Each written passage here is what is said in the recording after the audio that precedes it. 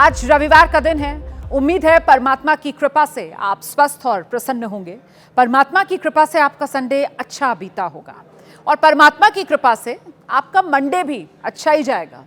मैं बार बार परमात्मा की याद इसलिए दिला रही हूं क्योंकि हमारे देश में सिस्टम को चलाने वालों को यह मानना है कि सिस्टम तो परमात्मा चलाते हैं। वो जब चाहें सुनामी ले आए, वो जब चाहें किसी को गड्ढे में गिरा दें, उनकी जब मर्जी हो वो घर की छत को भरभरा कर आपके सिर पर गिरा दें और परमात्मा का जब मन करे वो आपको अधर में लटका दें या फिर अचानक से जमीन पर ला पटकें परमात्मा आपको। और अपनी नाकामियों का ठीकरा परमात्मा पर फोड़ने की ये लीला किसी एक मंत्री की रची हुई नहीं है, पूरा का पूरा सिस्टम ऐसा हो गया है। बीते 72 घंटे की कुछ तस्वीरें मैं आपको दिखाने जा रही हूं।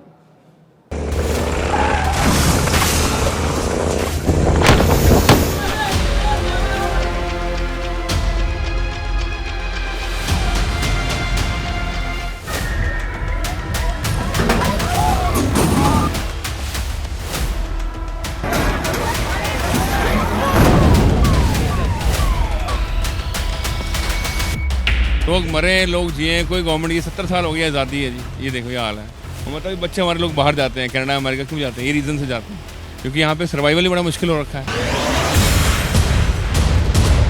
आम आदमी मरेगा ना बेचारा, तब ये थोड़े चौकस होते हैं, उसका बस भूल जाते सब।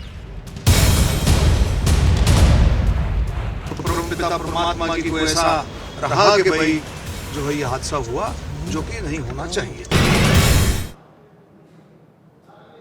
तो ये घटनाएं अलग अलग शहरों की, लेकिन सूरजकुंड में सुनामी झूले की वजह से जो हादसा हुआ है उस पर हरियाणा के एक मंत्री ये कहते हुए पाए गए सिस्टम की लापरवाही नहीं थी, ये तो परमात्मा की मर्जी थी जी। सरकार का सिस्टम तो बड़ा मासूम था, परमात्मा को रोक नहीं पाया वो। परमात्मा से प्रार्थना कीजिए कि हरियाणा के पर्यटन मंत्री अरविंद शर्मा जैसे 2-4 मंत्री और ना हो। सूरजकुंड के हादसे पर कमाल का जवाब लेकर आए हरियाणा के मंत्री जी। आप इस सोच को जरा समझिए आप कि मेला जब मजे से चल रहा हो तो उसकी वाहवाही लेने के लिए खुद हाजिर हैं, तब परमात्मा याद नहीं आते इन्हें। लेकिन जैसे ही कोई हादसा हो जाता है तो फिर सारा ठीकरा परमात्मा है ना, फोड़ दो परमात्मा पर, खुद किनारे हो लो। ये एक मंत्री की बात नहीं है, ये पूरे सिस्टम की सोच पर बड़ा सवाल है। कुर्सियों पर बैठे खुद मंत्री जी सरकार से तनख्वाह अफसर लें, सत्ता की मलाई ये सब खाएं और जब कोई हादसा हो जाए तो फिर सारा ठीकरा परमात्मा है ना, परमात्मा पर फोड़ दो। मतलब मुकदमा करना हो तो आम आदमी क्या करे? परमात्मा पर मुकदमा करे, न्याय परमात्मा से मांगे। फिर सरकार किस काम की है जी? सारा सिस्टम किस काम का है?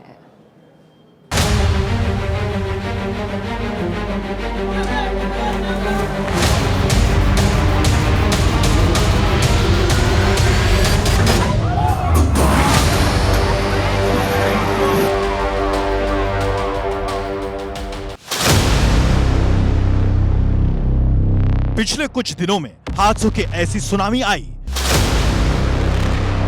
जो आम जिंदगी को अपने साथ ले गई। रोते बिलखते अपनों को पीछे छोड़ गई। कहीं प्रशासन सोता रहा तो कहीं जिम्मेदारी लेने के लिए सिस्टम से कोई सामने नहीं आया। इन घटनाओं के लिए इससे पहले कि किसी को जांच के घेरे में लाया जाए, जवाबदेही तय की जाए, एक मंत्री जी के बयान ने साफ कर दिया कि हादसों का जिम्मेदार कोई और नहीं बल्कि सब परम पिता परमात्मा की मर्जी है। वाह मंत्री जी, आपके अनमोल वचनों ने बजाय सिस्टम से सवाल करने के दैवी शक्तियों को ही मानो इसका जिम्मेदार ठहरा दिया। हरियाणा के पर्यटन मंत्री अपनी व्यवस्था दुरुस्त करने के बजाय परमात्मा की ओर उंगली उठा रहे हैं। आप भी सुनिए। रोजाना जितने भी झूले लगे हुए हैं पूरा उसका प्रशासन की तरफ से, उसकी जो है डिप्टी कमिश्नर ने पूरा बनाया हो, उसकी तरफ से सर्टिफिकेशन होता है। आज भी लेटेस्ट आज भी उसका सुबह सर्टिफिकेशन हुआ है कि वे झूले ठीक ठाक है। लेकिन कोई परम पिता परमात्मा की कोई ऐसा रहा कि भाई जो है ये हादसा हुआ जो कि नहीं होना चाहिए। तो क्या मंत्री जी के मुताबिक इंस्पेक्टर जगदीश की मृत्यु लोगों की जान बचाते वक्त इसलिए हो गई कि उनका समय आ गया था? क्या हवा में सुनामी आई और झूला लहरा गया? इससे मंत्री जी के सिस्टम का कोई लेना देना नहीं। मेले में घूमने आए करीब 12 लोग घायल हो गए। इसमें भी भगवान की मर्जी थी क्या? हादसे के बाद प्रशासन की नींद टूटी तो जांच शुरू हुई। फिलहाल फरीदाबाद पुलिस ने 105 BNS यानी गैर इरादतन हत्या के तहत मामला दर्ज किया है। SIT का भी गठन कर दिया गया है। हादसे के बाद 2 आरोपी भी गिरफ्तार हुए हैं। सवाल है, इतना बड़ा मेला लगा है और मंत्री जी ऐसा बयान दे रहे हैं। हालात संभालने के लिए खुद CM नायब सिंह सैनी को सामने आना पड़ा। जांच के आदेश दिए हैं कि इस सारे की रिपोर्ट बना करके वो देंगे कि क्या कारण हुए, किस कारण से वो हुआ है। हमारा पुलिसकर्मी हुआ है, उसको आर्थिक सुरक्षा तो प्रदान की जाएगी। नाटक कर रहे हैं सरकार की तरफ से मंत्री कोई नहीं आया सर।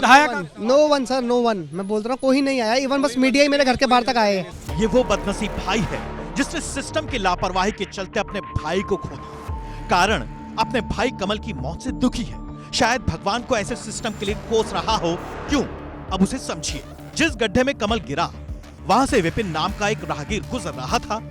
भले मन से उसने यहाँ मौजूद सिक्योरिटी गार्ड को इस घटना की जानकारी दी। सिक्योरिटी गार्ड ने गड्ढे के पास में टेंट लगाकर रह रहे मजदूर योगेश को इसकी जानकारी दी। योगेश ने अपने सब कॉन्ट्रैक्टर राजेश प्रजापति को बुला लिया। राजेश प्रजापति ने कॉन्ट्रैक्टर हिमांशु गुप्ता को फोन पर हादसे की जानकारी दी। दोनों के बीच रात 1:45 पर फोन पर बात हुई, जिसके बाद राजेश प्रजापति मौके से चला गया। यानी इस घटना के बारे में 1-2 नहीं बल्कि 5 लोगों को पूरी जानकारी लग चुकी थी। अगर समय रहते पुलिस को जानकारी मिल जाती तो शायद कमल जिंदा रहता। फिलहाल इस मामले में पुलिस ने 2 लोगों को गिरफ्तार किया है, जबकि सिस्टम की लापरवाही के चलते एक बार फिर लोगों का गुस्सा फूट पड़ा है। दरअसल इस घटना ने हाल ही में नोएडा में युवराज के साथ हुए दर्दनाक हादसे की घटना याद ताजा करा दी, जब सिस्टम के नक्कारेपन के बाद उसे भी कार समेत गड्ढे में समाना पड़ा था। नोएडा में आज भी सेक्टर 144 में अचानक निर्माणाधीन बिल्डिंग की शटरिंग गिरने से 2 मजदूरों की जान चली गई। शटरिंग लगी हुई है, वो शटरिंग जो है वो फिसला और उसको फिसलने के बाद 3 जो मजदूर हैं वो नीचे गिर गए। नीचे 2 मजदूरों की इलाज के दौरान मौत हो गई। जबकि कोटा में सिस्टम की ही पोल खुल गई। शनिवार को तलवंडी में एक 3 मंजिला निर्माणाधीन बिल्डिंग गिरने से 2 लोग मारे गए। हैरानी की बात है कि ऊपर निर्माण का काम चल रहा था और नीचे रेस्टोरेंट खुला हुआ था, जहां लोग बैठकर खाना खा रहे थे। कोई जो भी कारण रहे होंगे उन कारणों की जांच भी होगी, जांच कमेटी भी बैठेगी। उसके बाद में हादसे के बाद में वो जांच होगी। वो जांच में जो भी तथ्य सामने आएंगे उसके अनुसार कार्रवाई की जाएगी। भले ही जांच के आदेश दे दिए गए हों, लेकिन समय रहते सिस्टम कब जागेगा, कब ये हादसे बंद होंगे?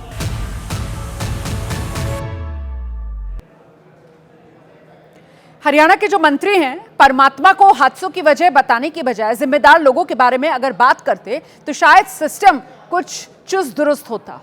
ऐसे हादसे शायद आगे टलते, दिल्ली में कमल की जान बच जाती, नोएडा में मजदूर कुचलकर नहीं मरते, कोटा में खाना खाते छात्रों की जान न जाती। अक्सर देखा गया है लापरवाही करने वाले लोग या सिस्टम हादसों के बाद कैसे खुद को बेगुनाह बताने की कोशिशें करने लगते हैं। झूला टूटा तो कहा जाता है ऊपर वाले की मर्जी के आगे किसकी चलती है। पुल टूटकर गिरता है तो भारी बारिश पर जिम्मेदारी थोपने की कोशिश हो जाती है। सड़क धंस जाती है तो सिस्टम इसे खराब मौसम से जोड़ देता है। अक्सर ये वजह ही सामने आई है। निर्माणाधीन इमारत ढहती है तो भी अचानक अनहोनी की बात कहकर अपना पल्ला झाड़ता है ये सिस्टम। आपको बता दें, हमारे देश में एक्ट ऑफ गॉड का प्रावधान जरूर है, लेकिन इसका मतलब ये नहीं है कि मानवीय लापरवाही होने पर आप आंख मूंद लें। यहां तो हर मामले में लापरवाही साफ नजर आ रही है ना। अब कानून अपना काम कर रहा है, हर लापरवाही का हिसाब देना होगा।